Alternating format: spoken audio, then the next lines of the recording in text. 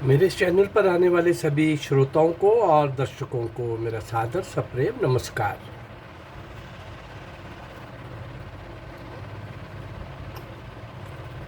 भारतीय स्वतंत्रता संग्राम का 190 वर्ष का इतिहास।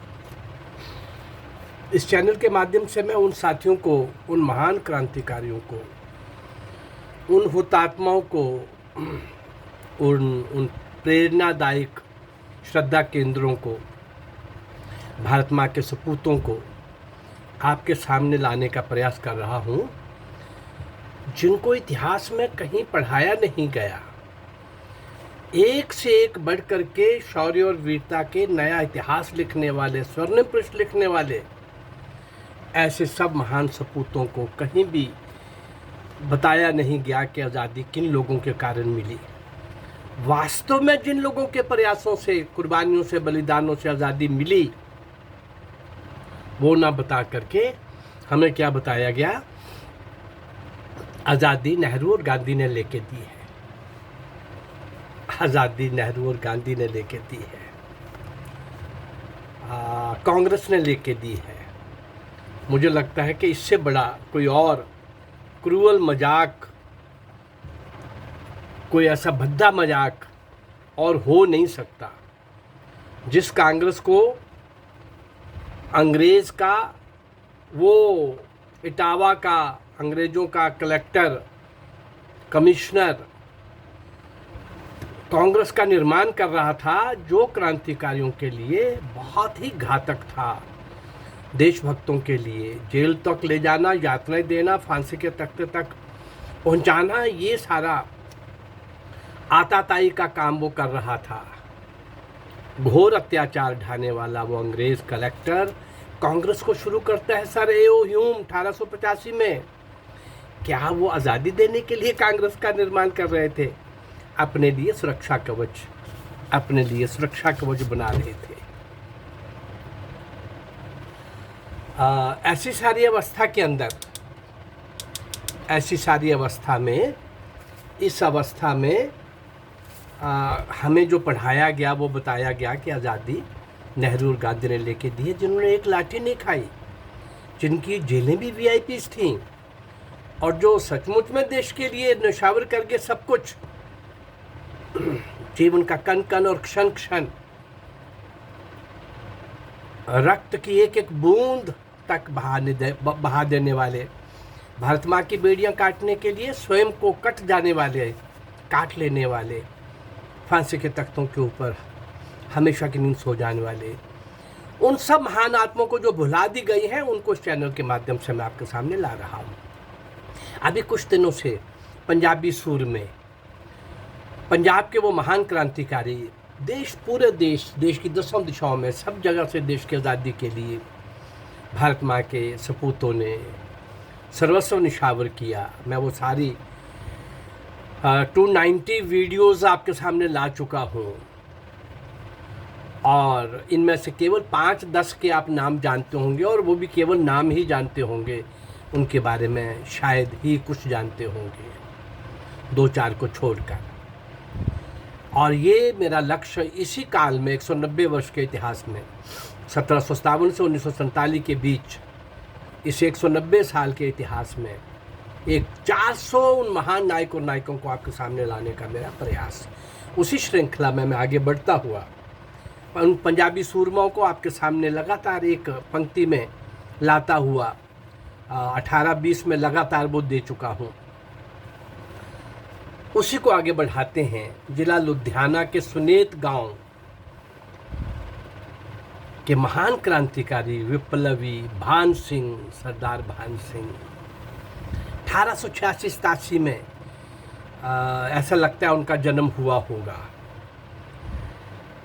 ऐसा भी लगता है कि उस समय कोई ऐसी अदृश्य शक्ति ने 1857 की क्रांति के शहीदों को फिर से भारत को आज़ाद कराने के लिए सन 1870 और 90 के बीच में भारत की धरती पर भेजा था। यही कारण है कि फरवरी 1915 में उस विप्लव की, क्रांति की महान योजना को साकार करने को आतुर सभी क्रांतिकारी इसी समय अवधि में जन्मे। खासकर पंजाब प्रांत के उन महान क्रांतिवीरों का तो कुछ ऐसा ही लगता है। बस वही पहले फौज के रसाले में भर्ती हुए भान सिंह, कुछ समय नौकरी की, अमेरिका चले गए। कब गए इसका अनुमान इस बात से लगाया जा सकता है, सन 1911 से 1914 के बीच में कैलिफोर्निया नगर में रहते हुए उन सब कामों में शरीक थे, शामिल थे जो भारत की मुक्ति के लिए वहाँ किए जा रहे थे। भारत की स्वतंत्रता के जो भी वहाँ प्रयास हो रहे थे उन सब में शरीक थे। महायुद्ध छिड़ गया 1914 का, प्रथम विश्व युद्ध, और उसमें कारिया और तोसामारू जहाज से भारत लौट रहे थे। ये बहुत सारी घटनाएं इससे मिलती जुलती मैं आपको सुना चुका हूँ, इसलिए मैं कुछ बातें रिपीट नहीं करना चाहूँगा।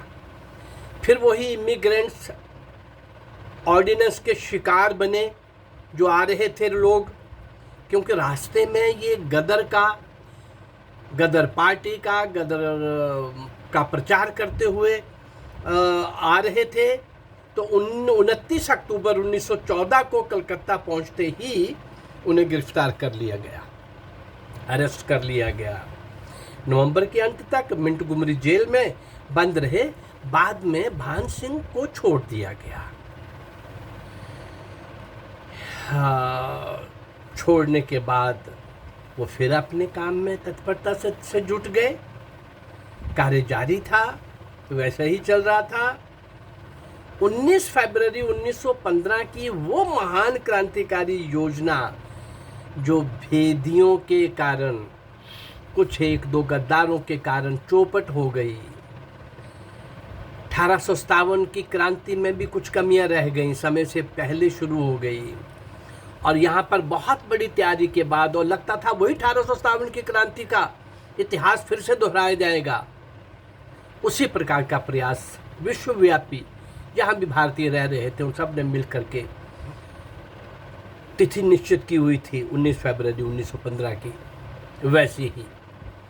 लेकिन वो चूँकि चौपट हो गया कुछ भेदियों के कारण, चारों तरफ गिरफ्तारियों का दौर आरंभ हो गया और भान सिंह को भी गिरफ्तार कर लिया गया। हमारे आज के हीरो, आज के हमारे महान नायक जिनकी हम चर्चा कर रहे हैं, सरदार भान सिंह, उन पर हत्या डकैती का तो कोई मुकदमा था नहीं, कोई मामला सिद्ध नहीं हो सका और फांसी तो उनको दी नहीं गई। लेकिन उससे भी भयंकर उन्हें आजन्म काले पानी की सजा सुना दी गई, आजन्म। वे अंडमान जेल भेज दिए गए। जेल अधिकारी अपनी मनमानी और निर्ममता के कारण के लिए कुख्यात थे, बदनाम थे। जेल अधिकारियों और आजन्म कारावास में जो वहाँ पर कैदी थे उनके बीच अक्सर आपस में झगड़े फसाद होते रहते थे। जेल की तरफ से वहाँ कोई उत्सव था, क्या नहीं था। जेल के अधिकारियों ने मिठाई बांटी सभी को। तो भान सिंह को पता लगा कि हमारे भी कुछ साथियों ने वो बांटी हुई मिठाई को खाया है। बहुत बुरा लगा। उन क्रांतिकारी बंदियों को बहुत फटकार लगाई और आड़े हाथों लिया। सभी ने उनसे क्षमा मांगी कि नहीं, हमको ये मिठाई नहीं खानी थी। इन दुष्टों की, इन आताताइयों की, हमको चिढ़ाने के लिए ये मिठाई बांटी गई थी। ये उत्सव कोई उनके किसी राजा से, रानी से जुड़ा हुआ था। जब जेल अधिकारी को ये बात मालूम हुई कि उसने भान सिंह को भद्दी से गाली दी, लेकिन वो कोठरी में बंद थे इसलिए सहन करनी पड़ी। अगले दिन उन्होंने काम करना छोड़ दिया भान सिंह ने, जो जेल की तरफ से बोला जाता था, कहा जाता था। इस पर जेलर ने, और वो भयानक करूर राक्षस बन गया, उसने हाथ पांव में डंडा बेड़ी डालकर काल कोठरी में उन्हें बंद कर दिया और आधी खुराक की सजा दी। आधी खुराक आधा पानी। आप सोच लीजिए आधी खुराक वो क्या कहलाती होगी। ये सजा 6 महीने के लिए दी गई। गर्मियों के दिन वे भी अंडमान द्वीप, जहां सर्दियों में भी तापमान गर्मियों के बराबर रहता है। 40 साल के ऊपर की उम्र, आधी खुराक।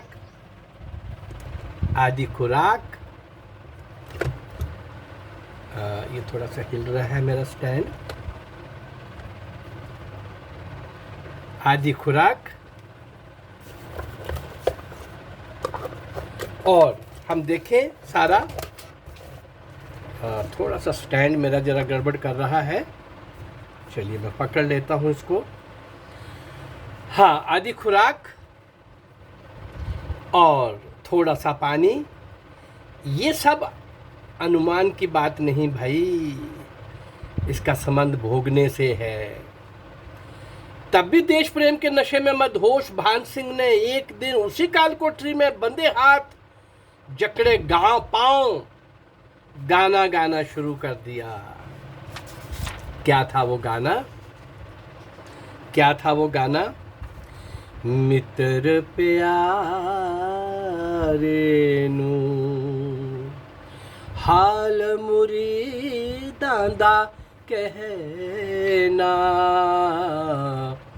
मित्र प्यारे नू। जेलर ने गाना बंद करने को कहा और ये क्या बोले भान सिंह बोले, शरीर कैद है, जुबान नहीं। वे तो गाना गाएगी और वे गाते रहे। आज्ञा मानने से साफ मुकर गए, मैं नहीं रुकूंगा, मैं गाना गाऊंगा। मित्र प्यारे नू हाल मुरीदा न कहना। भान सिंह को जेल की दूसरी मंजिल की कोठरी में बंद कर दिया गया। आज्ञा वहां भी नहीं मानी गई तो इस जुर्म में तीसरी मंजिल की 2.5 बाई 2.5 फुट बाई 2.5 फुट की कोठरी में उनको वहां परिवर्तित कर दिया गया, ट्रांसफर कर दिया गया। गाना तब भी बंद नहीं हुआ। तब जेल के निर्मम अधिकारियों ने उन्हें इतना मारा पीटा कि उनके शरीर की कई हड्डियां टूट गईं। 2.5 फुट लंबी चौड़ी कोठरी, हाथ डंडों में बंधे हुए और पाँव में लोहे की जंजीरें पड़ी हों, खाने को पूरी खुराक न दी जाए और होंठ प्यास से पपड़ाए हों, उस पर भीषण गर्मी और डंडों मोंगरियों की मार से स्वागत हो रहा है भान सिंह का, उस पर भीषण गर्मी। तो ऐसे में कैसे जिंदा रह सकता है देश स्वतंत्रता का ये दीवाना, भारत की स्वतंत्रता का ये मस्ताना कैसे जिंदा रह सकता है? भारी मारपीट से उनका खाना पीना स्वतः ही बंद हो गया। भान सिंह जेल की कोठरी में ना मरे, क्योंकि जेल के अंदर मरने पर उनको खाना पूर्ति करने के लिए, कागज़ भरने के लिए खूब सारा काम करना पड़ेगा। इससे बचने के लिए जेल के ही एक अस्पताल में उनको भेज दिया गया और वहाँ अगले दिन भान सिंह गाते हुए मित्र प्यारे नू हाल मुरी तांदा कहना, ये गाना गाने वाले और पूरी तरह से अपना हाल चाल बताने वाले ये गाना गाते हुए हालचाल बताने के लिए अनंत यात्रा पर चले गए। कितने कष्ट और आज़ादी कहा कि जिन्होंने एक लाठी नहीं खाई, किन लोगों ने आज़ादी लेके दी भाई? फांसी का तो एक अपना सुख है, एक झटके में बेतरनी पार, लेकिन अंडमान की जेल और उन दिनों घोर नरक, कुंभी पाक नरक और मवाद का सागर खून की नदी का मिश्रित रूप था। वहीं से मुक्ति मिली थी स्वतंत्र प्रेमी सुनेत के विप्लवी, सुरेत के महान क्रांतिकारी भान सिंह को। भान सिंह जैसे महान क्रांतिकारी विप्लवी इतनी अधिक कष्ट, इतना अधिक यातनाएं सहने वाला ये क्रांतिकारी भारत माँ की स्वतंत्रता के लिए घर से दूर, बहुत दूर, घोर नरक के अंदर, कहना आसान है, आज़ादी इन लोगों के कारण आई थी। आज़ादी नेताजी सुभाष चंद्र बोस का जो आखिरी अटैक था उसके कारण से आई थी। आज़ादी का कारण एक नहीं था, पर सशस्त्र क्रांति 1757 से 1947, 190 वर्ष, 1857 वीर मंगल पांडे से सुभाष चंद्र बोस तक, अनेक अनंत असंख्य 400 तो मैं आपके सामने नायक और नायिकाओं को और अज्ञात लोगों को आपके सामने ला रहा हूँ जिन्होंने सर्वस्व निछावर कर दिया, भारत माँ के स्वतंत्रता रूपी महायज्ञ में आहूत हो गए, सब कुछ लुटा दिया, सी तक ने की। और उनका नाम ना देना इन कांग्रेसियों ने, इनको काले अंग्रेज़ों ने, इन दुष्टों ने, जो अंग्रेज़ों की बनी हुई कांग्रेस थी, इनको उन्हीं की भाषा बोलनी थी। और गांधी भले ही अंग्रेज़ों का टूल नहीं था, लेकिन अंग्रेज़ों को सूट करता था। और इस प्रकार से नेहरू को सत्ता पहुंचानी है, ये अंग्रेज़ों की चाल थी। नेहरू अंग्रेज़ों के पेरोल पर था। नेहरू और गांधी के द्वारा इस देश के अंदर जो कुछ थोपा गया वो 70 साल इस देश ने और भी भुगता है। अब 7-8 वर्षों से कुछ बदलने लगा है। बहुत पुरुषार्थ करना पड़ेगा, बहुत मेहनत करनी पड़ेगी, भारत बनाना पड़ेगा, इंडिया नहीं। भारत की संस्कृति, सभ्यता को, देशभक्ति को जिंदा रखना होगा, भारत प्रेम को जिंदा रखना होगा, देशद्रोहियों के लिए सख्त कानून बनाने होंगे, जो आज भी अभी कुछ कमी लग रही है, अभी भी ये कमजोरी दिख रही है।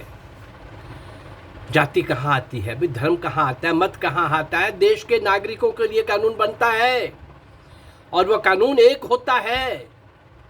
और उस एक कानून की परिधि में जो देशद्रोही है उसको तुरंत दंड मिलना बहुत आवश्यक है। जिस देश के अंदर शरीफ को राहत, दोषी को दंड, कानून का शासन, कानून का डर ना हो, वो तमाशे यहाँ देश के अंदर 70 सालों में डिरेल हो चुका है सिस्टम। पिछले 7-8 सालों में कुछ लाइन पर आने लगा है, अभी बहुत करना बाकी है भाई। लेकिन जागना चाहिए हिंदू समाज को, यहाँ के पुत्र रूप समाज को, जो आज भी अपनी रामनवमी के जुलूस के लिए पत्थर खाता है। कब जागोगे, कब अपने स्वाभिमान को जगाओगे? अपने ही देश के अंदर अजनबियों की तरह कब तक अपमानित होते रहोगे, तिरस्कृत होते रहोगे? मुझे लगता है कि इस चैनल के माध्यम से जो मैं महान क्रांतिकारी आपके सामने लाने का प्रयास कर रहा हूँ, ये मैं सिंध के राजा दाहिर से सुभाष चंद्र बोस तक 1000 महान नायक और नायिकाओं को आपके सामने लाने का प्रयास, अगर आपको अच्छा लग रहा है तो आप इस चैनल को लाइक करिए, सब्सक्राइब करिए और इसको शेयर करिए। नमस्कार, जय भारत, धन्यवाद।